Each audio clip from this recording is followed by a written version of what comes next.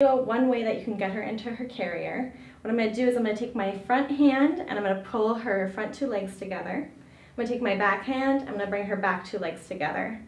I'm going to walk her up to her carrier.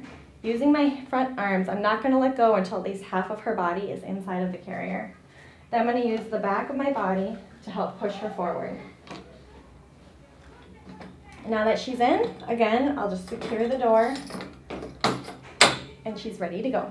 For a cat who may be a little bit more suspicious, there's another method that you can do, which is putting them into the carrier backwards.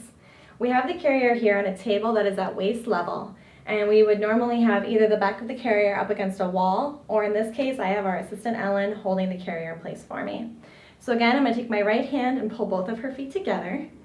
I'm going to use my back hand to grab her back feet, and I'm actually going to back her in so that she can't see what she's being backed into. I'm going to lift my arm out of the way, pressing her little face forward, and I'm going to shut the door securely.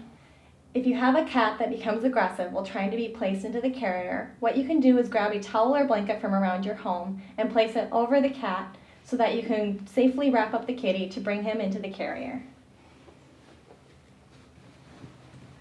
So if Luna was running around, what I would do is I would at some point throw this little towel over her. And you can see how she just kind of calms down and goes into a little ball. What I'm going to do is I'm going to wrap my hands around where her shoulders are, picking her up very securely. I'm going to place her into her carrier. If she was still being aggressive at this point, I would just close the lid. But because she's being a sweetheart, I'm going to just take the blanket out for her. And then close the top of the lid.